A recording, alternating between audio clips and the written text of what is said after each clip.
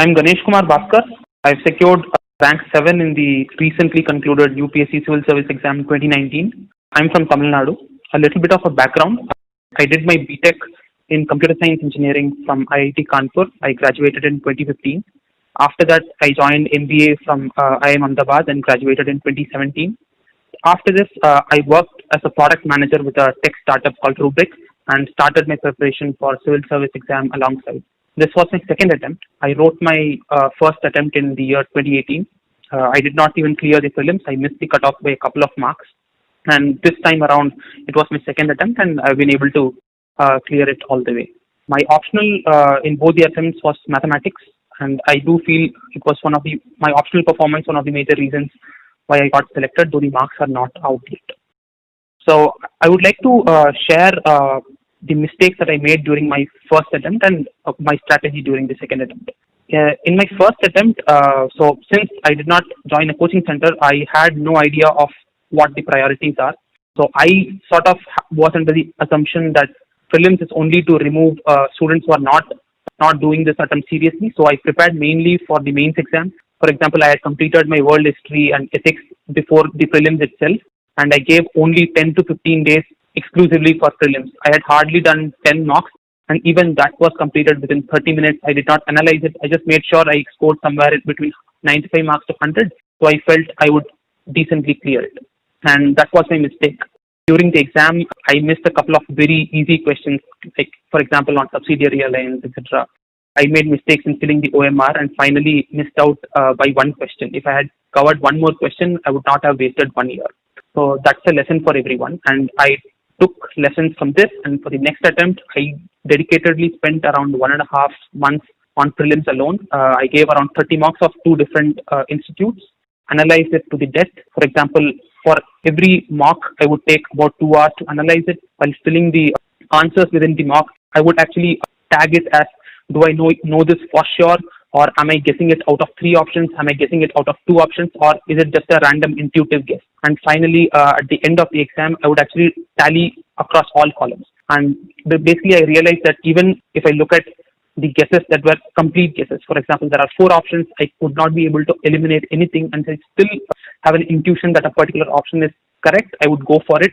And finally, I realized that most of the mocks, the 4th column also had a net positive score, and this is what I followed in my final exam as well. I attempted more than 90 questions, and I expect more than 120 marks in my prelims, and that strategy worked for me.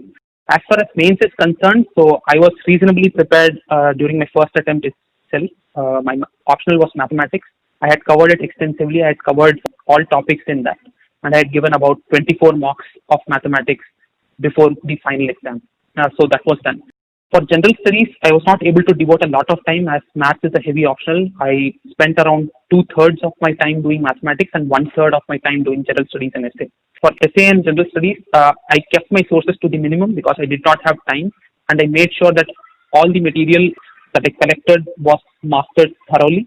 I made sure that for every word in the syllabus, I had at least 4 or 5 points to write about it, either for or against it, and a few examples on it, so that I had a holistic coverage of GS, though my coverage did not have a lot of depth in it. So this was to ensure that I get above average scores in GS and essay, and I score very high marks in mathematics, so that I finally end up with a good rank. For GS, I was able to do only 2 mocks. GS and essay, I was able to do only 2 mocks per paper, and this was because of paucity of time towards the end. But for other candidates, I would recommend that they do as many mocks for general studies as possible, general studies and essay as possible.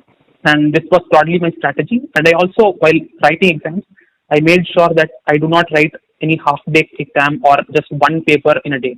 When I wrote an optional paper, I made sure that I wrote optional paper 1 and 2 together. For example, I would start at 6 p.m. to 9 p.m. would be my paper 1, and 6 a.m. to 9 a.m. would be paper 1 for my maths optional, and 10 a.m. to 1 p.m. would be the second paper for optional, because this is critical for my optional paper, because you start losing concentration in your second paper, and that ends up leading to calculation errors and brings down the score. Practicing in this manner also helped. In addition, even for GS, I enrolled in a test series where I had to write 4 GS papers back to back, and that helps to judge one's stamina during the exam, and it helped immensely during the final exam as well. This is what my strategy was for mains. And for personality test, My interview was a very conventional one. So my first preference, actually my only preference, was foreign service. I had opted out of all the other 23 services, including IAS and IPS. So I knew that I would be grilled on my choice of service. During the interview, this came up. A lot of time was spent on grilling me on my choice of service, a few questions on international affairs. Since I had an MBA, so there were a few accounting questions. There were questions on banking and PAs. There were questions on social policies as well.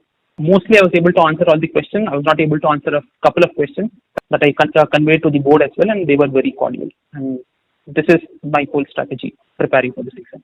For most of my preparation, I was working in Bangalore. So I quit my job actually 3 months before the prelims. So while in Bangalore, I did not join any coaching. I mostly joined online courses, majorly test series and nothing else. And even then, after quitting my job, I had just 3 months to do my prelims and 3 months for prelims, 3 months for mains. So even then, I did not do any coaching. So I majorly relied on online mock tests and courses. And finally, for the interview, I did give a couple of mocks physically in coaching centers. And that was the whole involvement of coaching centers in my preparation. And regarding General Studies Paper 4, I actually followed the strategy suggested by Mr. Siddharth Jain, who's an IAS officer of 2014 or 2015 batch. So he actually solved all the case studies in the previous years in a video on YouTube. So I followed his approach for case studies completely. For the section A, which involves theoretical questions, I followed the book by Lexicon and another book by an IRS officer, Mr. Mudit Jain. So it's a basic strategy for every word in the syllabus. I would prepare definitions, real life examples of leaders and bureaucrats, and then examples from my own life. So for every 10-mark question, I would write the definition, the relevant answer, one example from a leader and one example of my own for 15. So, and similarly for other questions as well. And I tried to include diagrams as much as possible, if possible, in the paper. So this was basically my strategy. And in the case studies, as I suggested in Siddharth Jain sir's video, I used a stakeholder approach. I highlighted articles in the Constitution, whether it be fundamental rights or directive principles of state policy.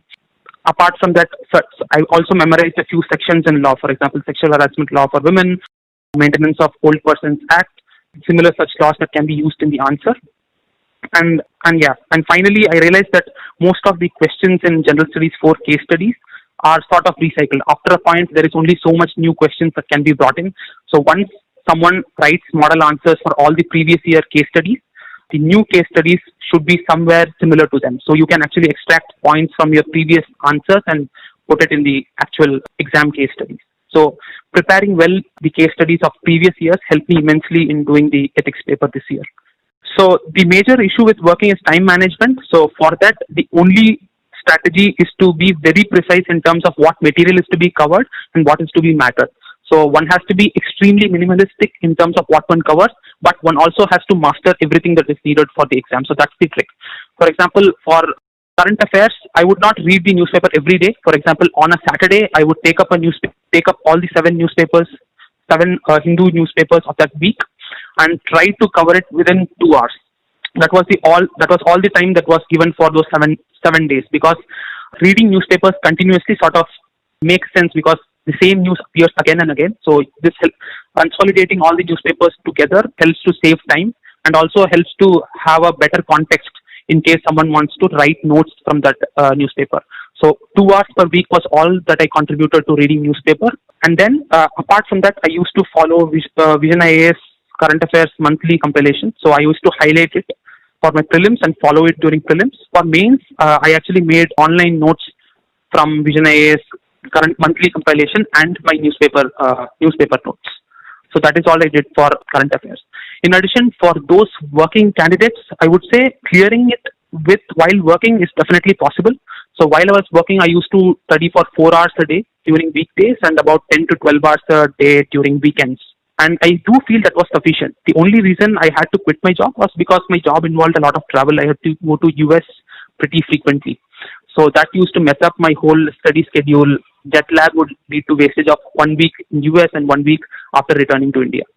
So that is the reason I left my job. And in addition, after my previous prelims result that came on July 15th of 2018, I was